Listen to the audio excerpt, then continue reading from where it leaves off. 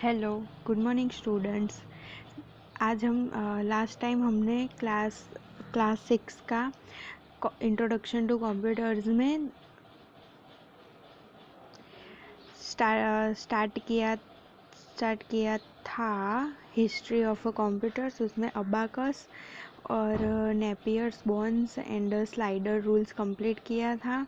उसके बाद हम थर्ड देखते हैं पास्कल लाइन्स। तो पास्कल लाइन्स में क्या है? In the year 1642, a younger Frenchman called Blaise Pascal invent a calculating machine for doing addition and subtraction. It's called a Pascal line. Pascal line consists of a set of interlocking codes and wheels on various axles. However, in the year 1674, a German mathematician called Gottfried Lorentz modified the Pascal line and introduced a new machine which could even do multiplication and division. It was called multiplier wheels. आप लोगों को एक यहाँ ये machine दिखाई दे रहा है, ये है पास्कल लाइन। अब पास्कल लाइन इन्वेंट किसने किया था? तो हमें ये क्वेश्चन पूछ सकते हैं कि यंगर फ्रेंचमैन ने ये इन्वेंट किया था। कैसे?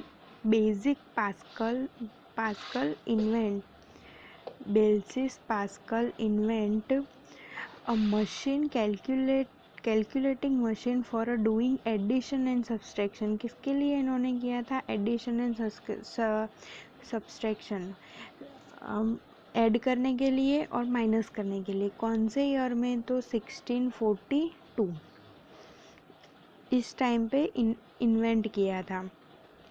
इंटरलॉजिकल cords and wheels in wire. यहाँ आपको कुछ व्हील्स जैसा ही दिखाई दे रहा है कि भाई गोल गोल है और उसमें यहाँ कुछ एक्सिस में वायर रखे हुए हैं, ये एक्सिस ड्रॉ करी हुई है। बस इसी तरह का ये एक मशीन था। बट इन 1670 जर्मन मैथमेटिशियन को ये अच्छा नहीं लगा कि भाई वो सिर्फ एडिशन और सब्सट्रैक्शन के लिए ही यूज़ होता है। क्यों? क्योंकि हमें सिर्फ एडिशन और सब्सट्रैक्शन तो नहीं करना है ना, हमें मल्टीप्लिकेशन और डिवीज़न भी करना है। तो उसने इस पास्कल लाइन में थोड़े बहुत चेंजेस किए, इसको मॉडिफाई किया और उसने मल्टीप्लायर व्हील बनाया। और मल्टीप्लायर व्हील सब कर सकता था, addition, subtraction, multiplication and division. तो वो इन्वेंट किसने किया? Gottfried Lorentz modify. आगे देखते हैं पास्कल लाइन। ये एक हिस्ट्री है कंप्यूटर आने से पहले की।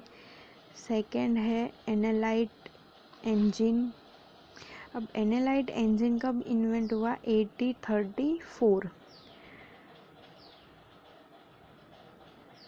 चार्ल्स बाब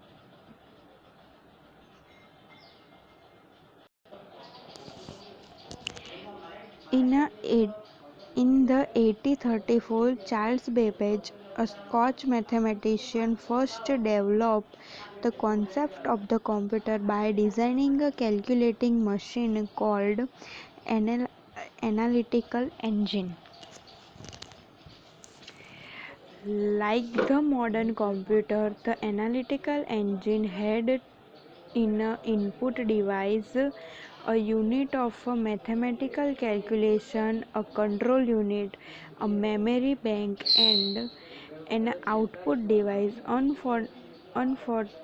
Unfortunately, Babbage could not complete the construction of this machine. However, he is known as the father of the computer. Analyte engine सबसे पहले किसने इंट्रोड्यूस किया था? तो चार्ल्स बेबेज ने। ये हमें क्वेश्चन पूछ सकते हैं कि चार्ल्स बेबेज ने एनालाइट इंजन इन्वेंट किया था। उसमें उसने वो पूरा चार्ल्स बेबेज यह काम उसका पूरा नहीं कर पाया था बिकॉज ऑफ मशीन का उसने काम पूरा कंप्लीट नहीं किया था, बट उसे रखा यहाँ हिस्ट्री में। आप लोगों को क्वेश्चन होगा कि उसे इस हिस्ट्री में यहाँ पे इसकी क्या ज़रूरत थी, वो भी 4th पोजीशन पे। तो सबसे पहले जो उसने मशीन इन्वेंट किया था उसमें हाल हम लोग जो इनपुट डिवाइस है हमारे, input output device, control unit, memory unit, ये सब यूज़ करते हैं, उसकी सोच हमें चार्ल्स बेबेज ने दी थी। किसने दी थी? चार्ल्स बेबेज ने। कब? 1834 में। तो इस हिस्ट्री को पढ़ने से पहले या आगे समझने से पहले हमें चार्ल्स बेबेज के बारे में और उनके कंप्यूटर की नॉलेज क्या थी उसके बारे में समझना ज़्यादा ज़रूरी है। लाइक अभी जैसे कंप्यूटर है ऐसे ही उन्होंने कंप्यूटर बनाने का सोचा था। Like modern computer, analyte engine had input device. Analyte engine के पास इनपुट डिवाइस भी था, आउटपुट डिवाइस भी था, कंट्रोल यूनिट भी था, मेमोरी बैंक भी थी, और वो मैथमेटिकल वो भी कर सकता था।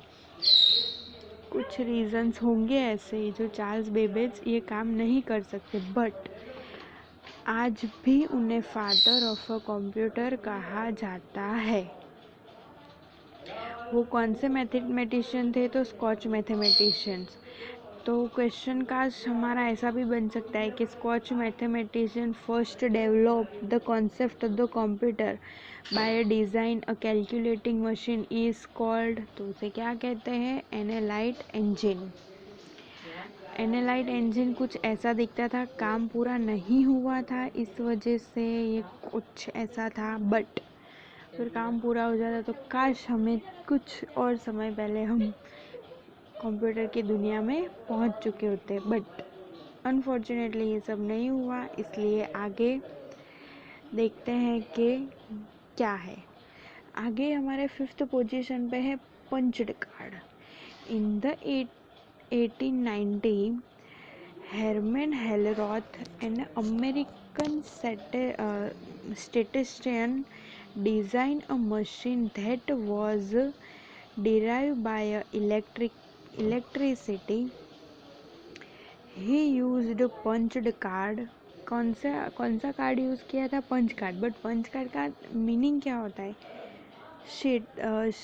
sheets paper with holes punched at a fixed point to feed data or a number into the machine. Punch card were used in a computer for a many years since then. Punch card बहुत साल पहले introduce हो चुका था। Punch card में क्या है? तो एक paper with hole punched at a fixed point, उसको एक फिक्स्ड पॉइंट पे वहाँ पंच किया हुआ है कि भाई यहाँ आपको कुछ कुछ होल दिखाई दे रहा है कि 1 2 3 4 5 6 7 8 9, और नीचे नीचे भी सब दिया हुआ है। बस पंच कार्ड में यही है कि वो एक मशीन थी और उससे कैलकुलेट बहुत अच्छे से कर सकते थे। ये पंच कार्ड की पंच्ड कार्ड है। उसके बाद स्टार्ट हुआ जनरेशन ऑफ अ कंप्यूटर। सबसे पहला कंप्यूटर फर्स्ट जनरेशन कंप्यूटर था।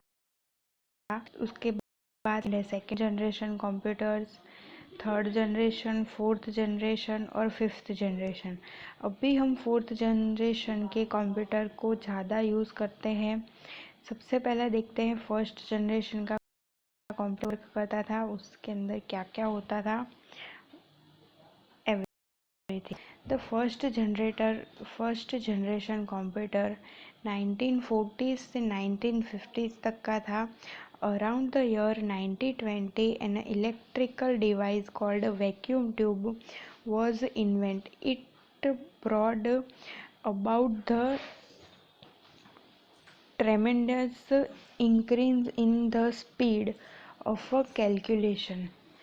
हम सोच भी सबसे पहले तो 1920s में electrical device called vacuum tube invent हुई। ये रही वैक्यूम ट्यूब, सबसे पहले वैक्यूम ट्यूब इन्वेंट हुई। उसके बाद टर्मिनेंट्स इंक्रीज, इतनी ज़्यादा कैलकुलेशन की स्पीड में इंक्रीज हुई ना कि हम सोच भी नहीं सकते थे, इतनी ज़्यादा स्पीड इंक्रीज हो गई विद इन अ सेकेंड। और with in a second, but एक सम नहीं, हम बहुत सारे सम कर सकते थे। इन 1940 J.P. Cratt and John McClelland, two American engineers, used a vacuum tube to build ENIAC, the first electronic calculating machine. Compute means to calculate. Compute का means क्या होता है? To calculate. Since the ENIAC could only do calculation, it came to be known as the computer. सिर्फ उस time पे वहाँ ये ENIC क्या कर सकता था?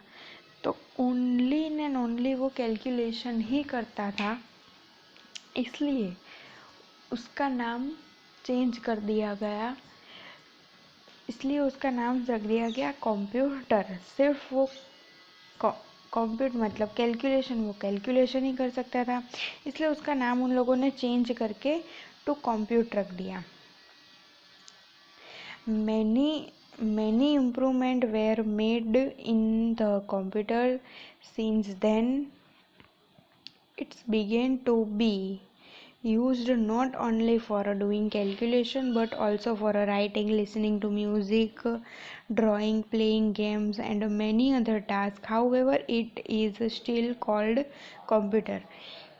तब भी कंप्यूटर कैलकुलेशन करता था, बट तब सिर्फ कंप्यूटर कैलकुलेशन ही करता था। अब तो computer writing, listening to music, drawing, playing games, many other task, बहुत सारे काम करता है, पर अभी भी कंप्यूटर को सिर्फ कंप्यूटर ही कहा जाता है।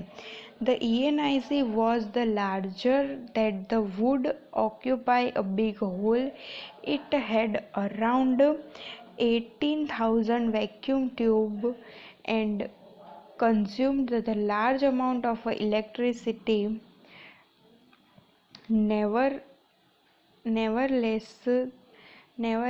it had fantastic speed of doing calculation. It used to perform 5,000 addition in 1 second. कितने? 5,000 addition in 1 second.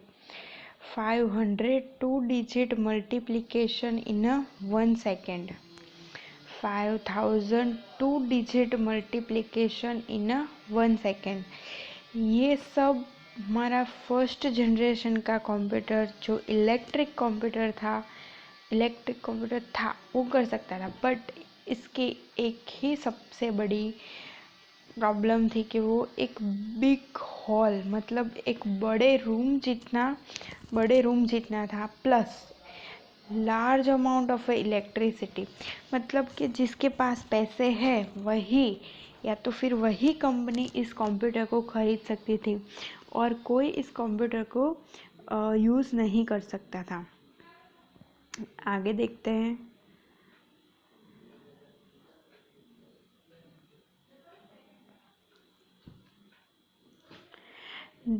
The ENIC is called grand debut of the present computers. Computers like the ENIC which used vacuum tube are called the first generation computer. Though these computers were very larger, they were not as efficiency as the small Pentium computers available today. उसकी efficiency अभी जितनी है उतनी नहीं थी, but तो भी उस टाइम में उस कंप्यूटर का यूज़ बहुत ज़्यादा होता था। ये है ENIS कंप्यूटर। आप लोगों को दिख ही रहा है कि उसने पूरा रूम कंडक्ट किया हुआ है फॉर अ कैलकुलेशन, सिर्फ ओनली एंड ओनली कैलकुलेशन। तो फर्स्ट जनरेशन के कंप्यूटर में कुछ ऐसी खामियां थी कि उसकी वजह से हमें कुछ नया इन्वेंट करना पड़ा, कुछ ऐसा नया लेके आना पड़ा, किसी को सोचना पड़ा कि नहीं अब कुछ नए की ज़रूरत है, इसे हम इसी तरह कैरी नहीं कर सकते हैं। तो दूसरे कोई लोग आए, उन्होंने सोचा, कब आए, क्या हुआ, वो देखते हैं हम आगे सेकेंड जनरेशन कंप्यूटर में। सेकेंड जनरेशन कंप्यूटर में कब का सेकेंड जनरेशन क्या है, 1955 to 60। In 1948, William Shockley invented the transistor, which replaced vacuum tube in a computer। इन्होंने अब क्या किया, तो एक ट्रांसिस्टर इन्वेंट किया। क्या किया, एक ट्रांसिस्टर इन्वेंट किया और उसको वैक्यूम ट्यूब से रिप्लेस कर दिया। वैक्यूम ट्यूब जो ज़्यादा जगह और ज़्यादा जगह रोकती थी, वो हटा के उन्होंने ऐसी छोटी छोटी ट्रांसिस्टर बना दिए जो जगह कम रोकेंगे प्लस इलेक्ट्रिसिटी भी वो कम यूज़ करेंगे। A transistor was 200 times smaller than the vacuum tube। कितने, 200 टाइम छोटी, मतलब एक रूम जितनी 200 टाइम छोटी, तो आप लोग समझ ही सकते हो कि कितना छोटे अमाउंट में कितने छोटे हो गए होंगे। फिर उसके बाद जो वो पूरा हॉल रोकता था, वहाँ से वो कम, पूरा तो नहीं but as a half hall या फिर उससे भी छोटी जगह के लिए इन्वेंट होने के लिए स्टार्ट हो गए होंगे नए computers. In consumes the least electricity। The first transistor computer was created in 1953। 1953 में सबसे पहले ट्रांजिस्टर वाला कंप्यूटर इन्वेंट हुआ था। The processing speed of the second generation computer was greater than the first generation computer। अब आप लोगों को पता ही है, कुछ नया आएगा तो उसकी स्पीड बढ़ने ही वाली है। बस वही लिखा हुआ है यहाँ पे कि फर्स्ट जनरेशन कंप्यूटर से सेकंड जनरेशन कंप्यूटर की स्पीड बढ़ चुकी थी। किसकी वजह से, ट्रांजिस्टर की वजह से।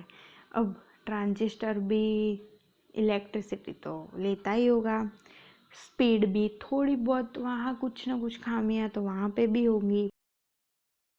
इसको हजम नहीं हुआ हो, उन्होंने क्या किया, तो कुछ नया ढूंढा। नया क्या ढूंढा, तो थर्ड जनरेशन कंप्यूटर आ गया। अब थर्ड जनरेशन कंप्यूटर में किसको क्या प्रॉब्लम हुई वो हम देखते हैं। इन थर्ड जनरेशन कंप्यूटर 1916 के कंप्यूटर्स है ये। In 1958 Jack Kilby invent the chip. क्या इन्वेंट किया भाई, इनको कुछ प्रॉब्लम हुई, इसलिए इन्होंने चिप इन्वेंट कर दी। उनको ट्रांजिस्टर भी नहीं चाहिए था, उनको ट्रांजिस्टर से भी प्रॉब्लम थी, तो उन्होंने क्या इन्वेंट कर दिया, chip. He fixed many transistor and other electronic computer on the single chip called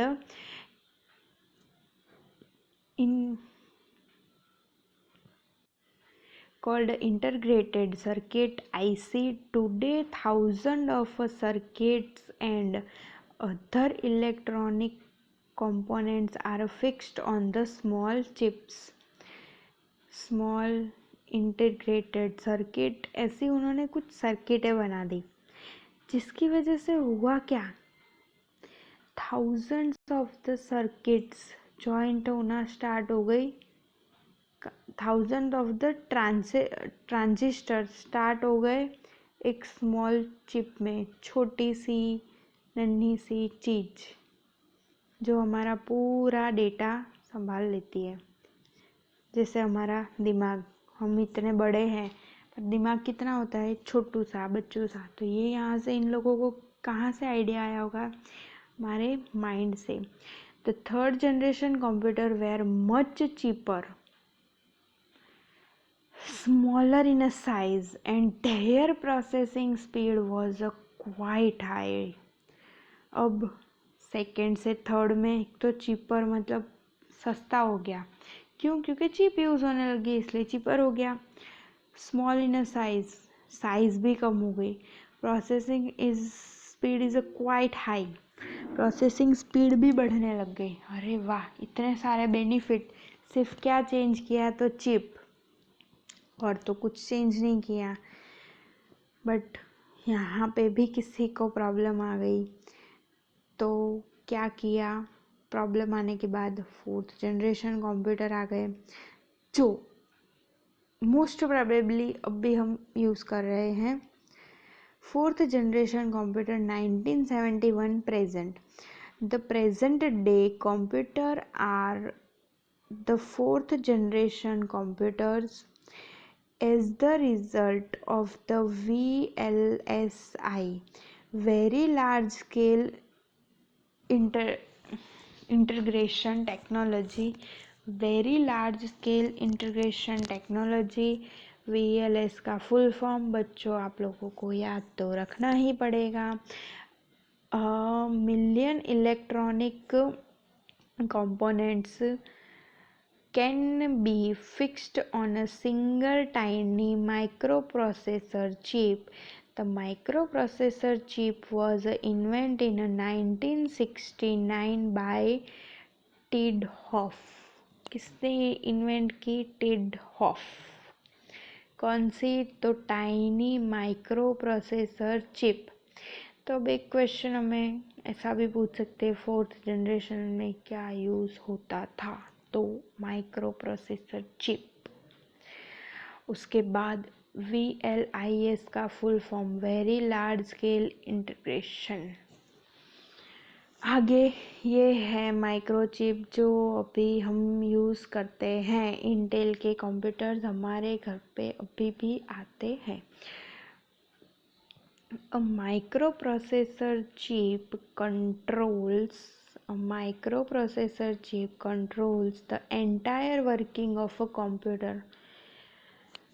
जैसे हम अभी घर में रहते हैं एज अ जॉइंट फैमिली, तो वहाँ क्या होते हैं? चाचा चाची, दादा दादी, मम्मी पापा, बड़े मम्मी, बड़े पापा, इतने लोग, उनको हैंडल कौन करता है? तो दादा दादी। इसी तरह माइक्रो प्रोसेसर चिप भी पूरे कंप्यूटर को हैंडल करता है। In a function like the human brain, but it does not have its own brain, and so it's required C instruction programs to carry out its function. Today personal computers PC are manufactured using microprocessor chip। इसमें function like a human brain, जैसे हमारा brain घर में handling दादा दादी करते हैं तो उनका ब्रेन, बट ब्रेन जैसा काम कंप्यूटर, ब्रेन जैसा काम माइक्रो प्रोसेसर चिप करती है। बट हमारा ब्रेन हमें कमांड देता है, जबकि हमें कंप्यूटर को कुछ कमांड या कुछ इनपुट देना होता है, उसके बाद वो वर्क करता है। जैसे कंप्यूटर में मुझे वर्ड फाइल खोलनी है तो मैं M लिखूंगी तो वो नहीं खोल के देगा, मुझे वर्ड फाइल ओपन करने के लिए वर्ड लिखना पड़ेगा। अगर मुझे वर्डपैड की फाइल ओपन करनी है तो मैं वर्डपैड लिखूंगी, तब भी वो मुझे वर्डपैड के प्रोग्राम्स दिखाएगा। वहाँ मैं कुछ डेटा मुझे डालना है तो मैं वो इनपुट कर सकती हूँ और मुझे कुछ फीडबैक मिल सकता है। बस यही है कि उससे हमें इंट्रोडक्शन देना पड़ता है, इंस्ट्रक्शन देनी पड़ती है कि भाई आपको कैसे काम करना है कंप्यूटर को। Carry out the function. Today personal computers manufacture using microchips. अभी फ़िलहाल जो कंप्यूटर्स यूज़ होते हैं वो माइक्रो प्रोसेसर चिप्स से बनते हैं। Last 10th 5th generation computers. आप लोग भी थोड़ा टायर्ड हो चुके होंगे, मुझे पता है, बट कंटिन्यू करते हैं। Today effort are on to make a computer that is based on a knowledge based processed and affordable intelligence which will help a computer read what we write, speak, and modify, change the program according to the requirement. This will require millions of transistors and other electronic components fixed on a chip. They will use SLSI super large scale integrated chips। कौन से super large grade integrated chips? बहुत सारी चीज़ें उसमें डाली जाती है। Knowledgeable based processed and artificial intelligence. अब कंप्यूटर धीरे धीरे हमारे जैसे मॉडर्न होते जा रहे हैं, वो धीरे धीरे बढ़ते जा रहे हैं। जैसे लाइक अभी फ़ोन, तो आप सिर्फ स्पीक करते हो, बोलते हो कि मुझे ये चीज़ चाहिए, या तो मुझे इसका नंबर ढूंढना है, या तो आपको किसी को मैसेज करना है, या कुछ भी करना है, तो आप स्पीक भी कर सकते हो, लिख भी सकते हो, चेंज कुछ बोलते हो और लैंग्वेज उसके बाद चेंज भी कर सकते हो। आपने कुछ हिंदी में बोला और आप उसको इंग्लिश में भी ट्रांसलेट कर सकते हो। इसी तरह की चीज़ें कंप्यूटर में नई नई ट्रांजिस्टर उसमें इन्वेंट करके नई नई चीज़ें चिप को हाई लेवल में फिक्स किया जाता है। उसे कहते हैं super larger scale integrated chip. आगे देखते हैं टाइप्स ऑफ अ कंप्यूटर। तो 4 टाइप है: super computer, mainframe computers, mini computers and micro computers. Types of a computer में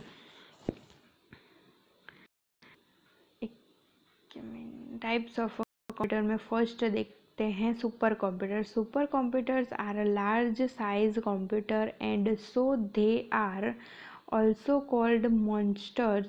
They are used to perform the most complex tasks which required high speed and precision.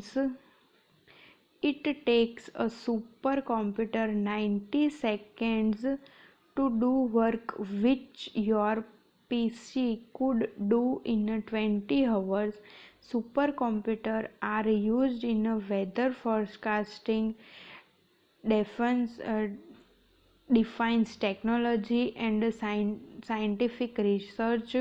In space technology, they are used to design and construction rockets and satellites, launch them into space and also control the monitor their movement। अब super computer है monster computer. आप लोगों ने Mangalyaan movie देखी होगी सबने, I hope so कि आप लोगों ने सबने मंगलयान मूवी देखी हो। तो मंगलयान मूवी में आपने देखा है कि बहुत बड़े बड़े वहाँ कंप्यूटर यूज़ होते हैं एज अ स्पेस में।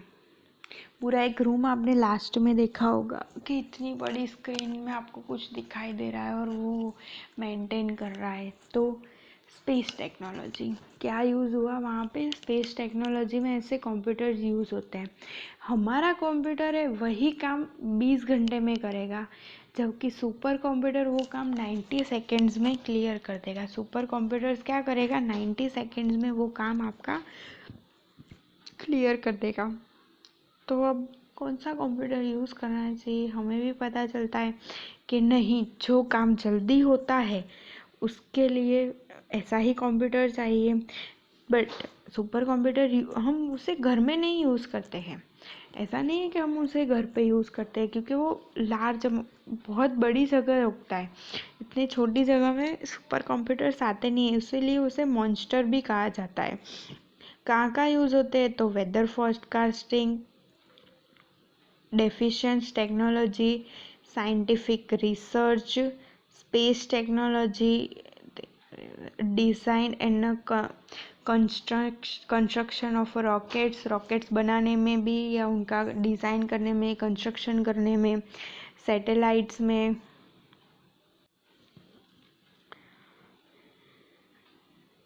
Launch them into the space, also control the monitor there movement. अब स्पेस में हमने जैसे मंगलयान को जाने दिया, तो अब हमें पता कैसे चलेगा कि वहाँ हो क्या रहा था। तो वेदर फोरकास्टिंग की मदद से आप लोगों ने वहाँ देखा है कि एक जहाज़ में भी हमने कंप्यूटर और सिग्नल भेजने के लिए अटलांटिक महासागर में हमने जहाज भेजे थे। आप लोगों ने वो मूवी देखी होगी, तो आप लोगों को थोड़ा थोड़ा सुपर कंप्यूटर का नॉलेज होगा, समझ में आएगा मैं आपको जो समझाना चाह रही हूँ वो। अगर मूवी नहीं देखी हो तो प्लीज़ एक बार देखो, तो अच्छा रहेगा कि समझ में आएगा आप लोगों को कि कहाँ कहाँ ये वेदर फोरकास्टिंग में कहाँ कैसे यूज़ होता है, और रिसर्च के लिए स्पेस में वहाँ वो कैसे यूज़ होगा, क्या होगा, वो थोड़ा बहुत नॉलेज हमें मिलेगा। mainframe computers, these computers are smaller than super computers. mainframe computers super computers से छोटे होते हैं, but they are very fast होते हैं, and expensive too. More than the 100 people can use a mainframe computers at the same time. एक साथ में 100 लोग उसे यूज़ कर सकते हैं। Large-scale industries used mainframe computers in the design and manufacturing the electronic goods and others machine in a large illusions like bank, airlines and railways. These computers are used to store and analyze data or to maintain the large network of a computer. तो ये banks, railways, airlines, यहाँ पे ये computer use होते हैं data store करने के लिए और मेंटेन द नेटवर्क। अब कहीं एरोप्लेन फंस गया तो क्या करेंगे? एक के पास से कंप्यूटर का एक ही जन वो कंप्यूटर चलाता हो, या तो फिर एक ही लोग वहाँ एक ही कंप्यूटर पे एक मेंबर बैठा होगा, तो उसे कैसे पता चलेगा कि कहाँ पे क्या क्या प्रॉब्लम हो रही है। बट वही एक कंप्यूटर पे ज़्यादा से ज़्यादा लोग काम कर सकते हैं, तो अलग अलग जगह के लिए अलग अलग नॉलेज सब लोगों को मिलेगा, और साथ में वो काम इजीली कंप्लीट भी हो जाएगा। Mini computers and micro computers. These computers are smaller and cheaper than mainframe computers. It can be used by more than 10 people at the same time. Like mainframe computers, mini computers are also used by large institutions like bank, commercial organization, government department and other organization। कहाँ कहाँ use होता है ये question पूछेंगे। Bank, commercial organisation, government department and other organisation में mini computer use होता है। एक साथ में 10 लोग इस कंप्यूटर को यूज़ कर सकते हैं। ये स्मॉलर एंड चीपर है मेनफेयर कंप्यूटर से, बस। और लाइक इंडस्ट्री में ये ज़्यादा यूज़ होता है। माइक्रो कंप्यूटर्स की एक ख़ास बात है, ये हम लोग यूज़ करते हैं। माइक्रो कंप्यूटर्स हम लोग यूज़ करते हैं। This computer are used in homes, office and schools. They cost less than mini computers and only one person can use micro computer at one time. They are used to create and store documents, maintain accounts, keep a record of data like name, address, phone number, and friends and relative, play games, etc.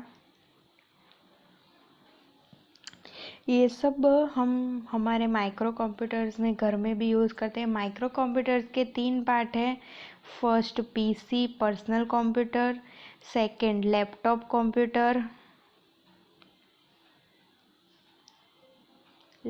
Computer, and third है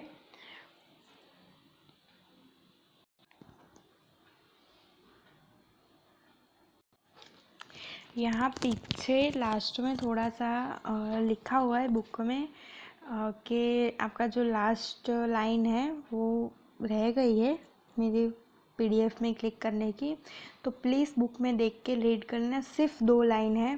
player games के बाद है listening music and listening music. हम गाने भी सुन सकते हैं। क्या क्या चीज़ें कर सकते हैं माइक्रो कंप्यूटर्स में, हमारा नाम लिख सकते हैं, एड्रेस लिख सकते हैं, फ़ोन नंबर्स लिख सकते हैं, सबके फ्रेंड्स और रिलेटिव के गेम खेल सकते हैं, लिसनिंग म्यूज़िक। और माइक्रो कंप्यूटर्स के 3 पार्ट है। फर्स्ट डेस्कटॉप कंप्यूटर,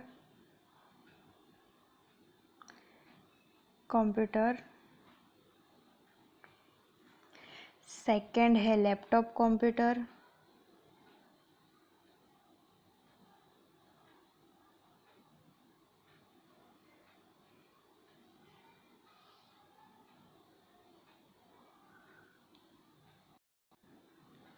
और थर्ड है हैंडल हेड कंप्यूटर।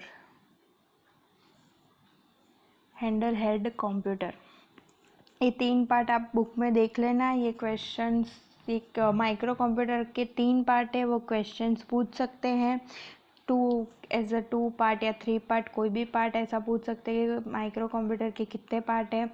तो 3 पार्ट है और उसमें वो 3 मेन है, desktop computer, laptop computer and handle head computer.